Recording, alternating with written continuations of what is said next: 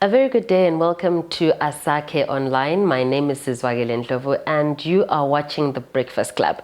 Today on the show, I'm speaking to Nontokozo Moyo, and she is an informal trader and will be giving us her perspective on how life was during the COVID lockdown. Nontokozo, welcome to the show. Thank you so much. So Nontokozo, this is usually my first question. Tell us about yourself. Okay. Nontokozo Moyo is a young lady born Giti Eslobela. That's where I was born, Loreto Mission. But I was bred here at Kobulawayo, Pumula North, Kuwait 17. That's where I grew up and did my primary school there, Emalindela Primary School, then went on to St. Bernard's High School.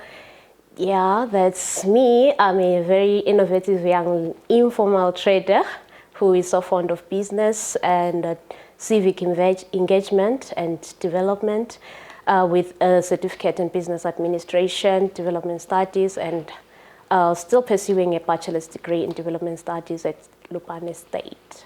So I think that's pretty much about me. Yeah, that's a lot to take in. Well done. Yeah. I heard civic engagement person and businesswoman. Yeah. So on the subject of informal trading, how did you get into that line of business? Waqalisa nini, waqalisa njani?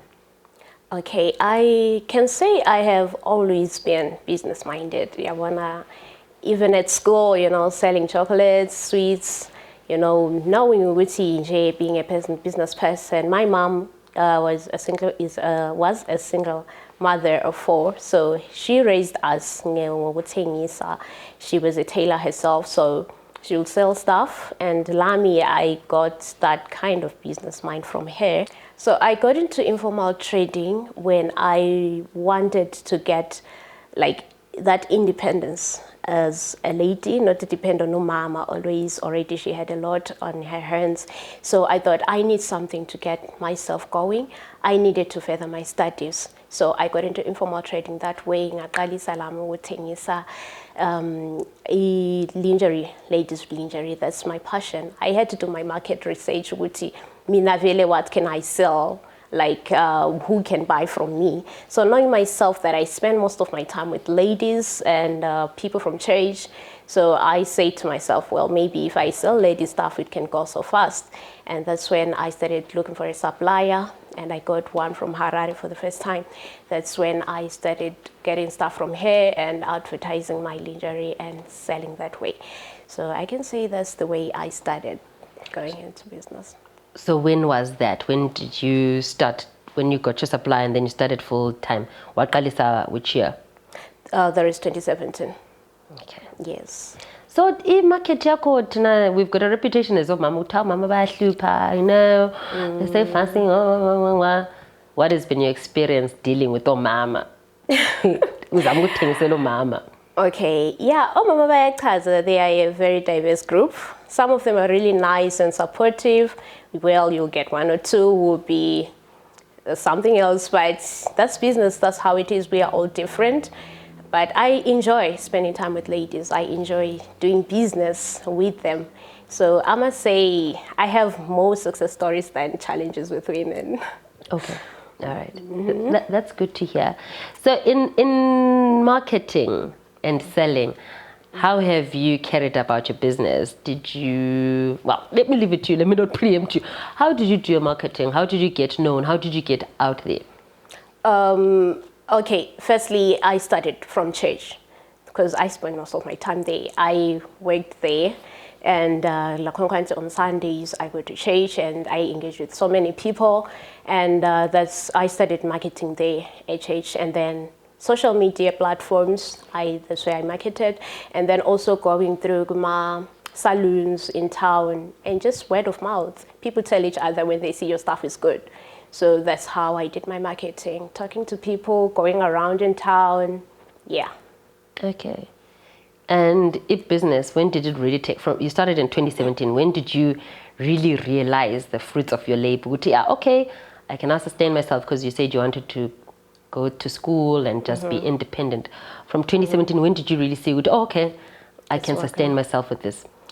I can say in end of 2017. because I think maybe if it took longer than that, I was going to give up. I don't know. But I can say, vele itake off yakhona, it wasn't that hard because I would market my stuff first before I order it. That's how you do it. So I would market and then get people saying, I want this, then I order it from my supplier and then sell it to them. So it was really profitable. I really got by through that. End of 2017, then 2018, that's when I started doing short courses. 2019, I enrolled at Lupani. Yeah, that's me. So everything is going well. 2017, 2018, 2019. Yes. 2020, February 2020, there's this monster called COVID-19 and we have to go into lockdown. How did that affect your business, Yako? Yeah, lockdown wasn't open for business. It really hit us hard, especially Tina, informal traders, because as I said, I get my stuff from the supplier or in town. So because lockdown brought about restrictions of traveling and anything like that, I couldn't get my stuff from Harare, I couldn't get my stuff from South Africa. So it got me grounded. And even if I market my stuff online and say, I have this, then someone who say, believe you, Pumula North, I can't get it to them. So it becomes a problem. You can't trade that way. So I was stuck. Business just went, down. Not like the normal days. So what did you do for income during that time? I was at home. I tried other things. The thing with being an informal trader, you sell anything that sells, that's profitable at that time. So at home, and a few groceries and stuff. So I would sell what's there, what's profitable at that time. And 2020 uteqalisa bese mvele sengiqalisile ukuthengisa second-hand clothing ibele. So I had some stuff which was remaining from what I was still selling. So I would sell that at home. But it wasn't the same, but yeah, I got by. And they've also got reduced income. So whatever you're selling, yes, it was difficult to then sell it off because people are in the same situation as you. Exactly. Okay. So Zabala Emma newspaper in informal traders are going to get financial assistance, some cushion fund. Did you get assistance like that? Personally, I didn't. Okay. I did not get it because that assistance was like targeting those who had registered businesses already running and maybe with a trading license, something like that. I didn't have any of that. So it was hard for me to even apply. So I can say I applied and didn't get anything, but I didn't even apply. I was like not eligible to apply to get that, so I'm that informal trader. Okay. In your informality, are you a member of any associations that deal with your line of work? Yes, I am a member of FISET, which is Vendors Initiative for Social and Economic Transformation, which also works hand in glove with BVTA, which is Bulawayo Vendors and Traders Association. Yeah. So what role do they play in your business? How have they helped you? What are the advantages of being part of such organizations? Okay, because these specifically focus on us, informal traders.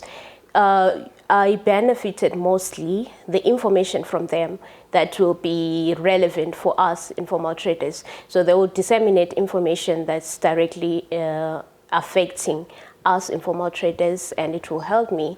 Like recently, of course, they did, they told us about the vaccination program, and you would hear it first from them. And also, they would, through their meetings, attending their meetings and workshops, I learned about socio-economic rights of a vendor and also BCC bylaws. So they really come in handy for us. You get equipped and empowered as an informal trader. Okay, so they learn, they help you, they groom you, they help you grow, basically. Yes, they help us. So that would be one of the things that you say, if somebody is sitting out there, an informal trader is listening to this program, that's one of the reasons why they should be part of such communities. Yes, I would really encourage everyone who's an informal trader to subscribe with them, at least follow them, even if you don't have a post with them. Follow them on social media and check the information that they post. It's usually very useful to any informal trader.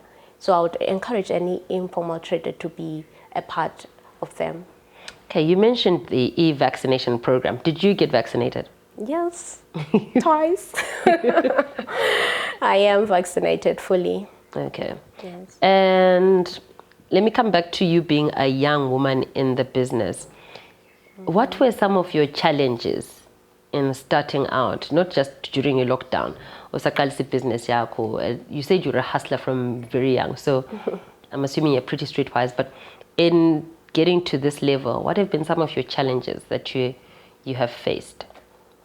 I would say, as an informal trader, getting a designated place to trade from is really a hassle, because you'll find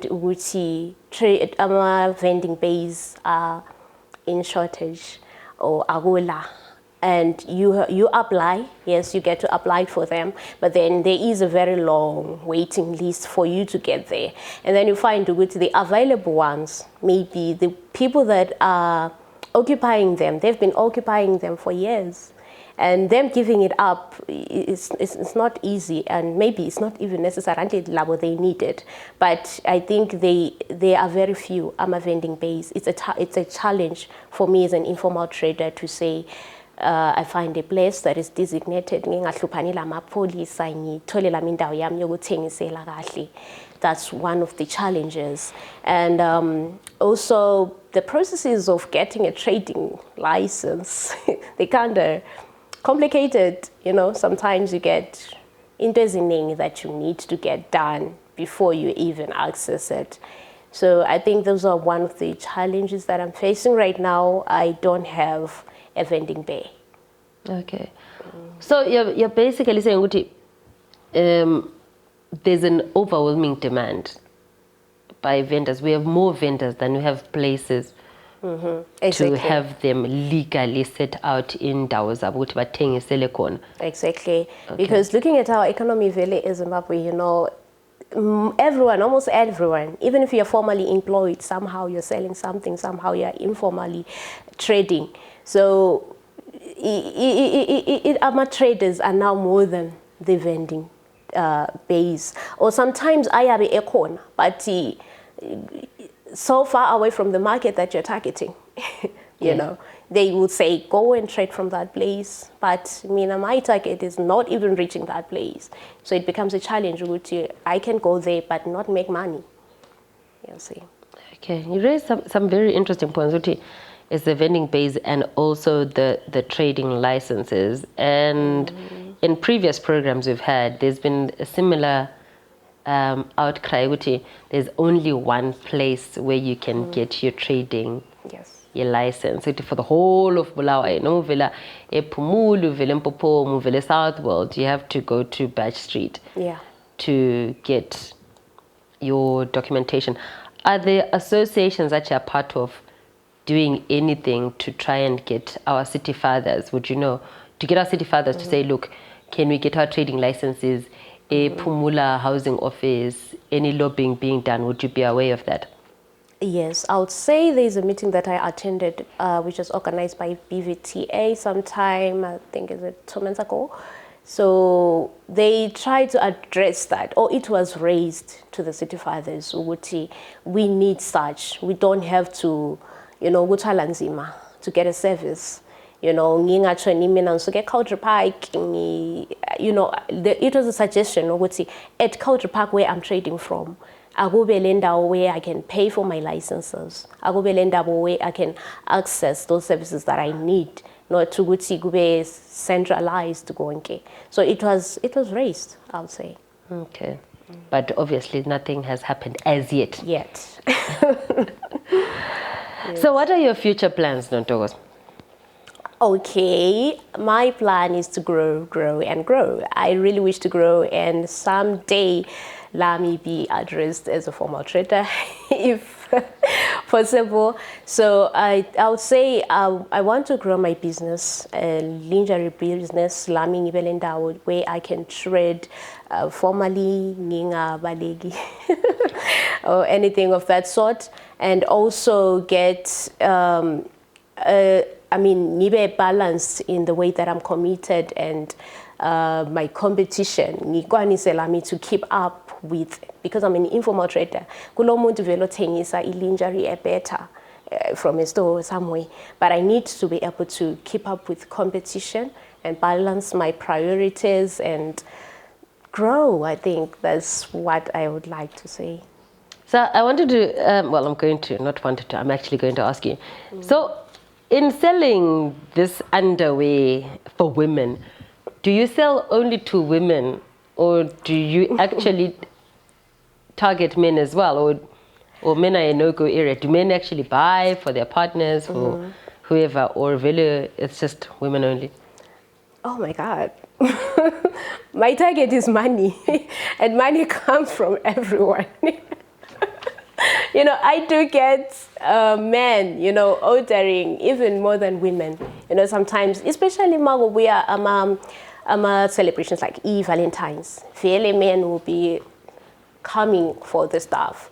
And so I would say, no, it's not only women, and it's not only a certain age group, because really I sell for every age group. For those ones who like it funky, for those ones who like it decent, I sell it that way. So men, women, they give me money, I take it.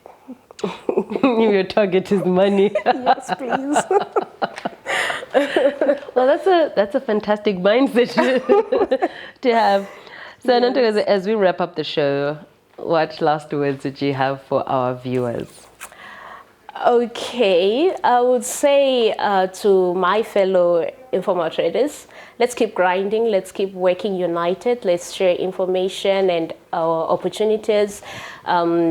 Let's make it a point that we contribute positively to the economy, driving for results and not be part of the problem. Thank you. Nontokozo, thank you so much for a very informative interview, and we wish you all the best in your business, and as you grow from, as you said, informal to thank you so much formal. For having me. It's an absolute pleasure. I've been chatting to Nontokozo Moyo, and she is an informal trader who sells lingerie. And thank you so much for watching Breakfast Club today. That's all we have, unfortunately. My name is Sizwakele Ndlovu, and thank you so much for watching Asake Online. The weather is getting warmer, yes, but that doesn't mean we can start ignoring our WHO regulations regarding COVID-19. Please wear a mask at all times, and please wear it correctly. Please remember to sanitize your hands and avoid large crowds. And if you are with people, please maintain social distance. Thank you for watching. Bye for now.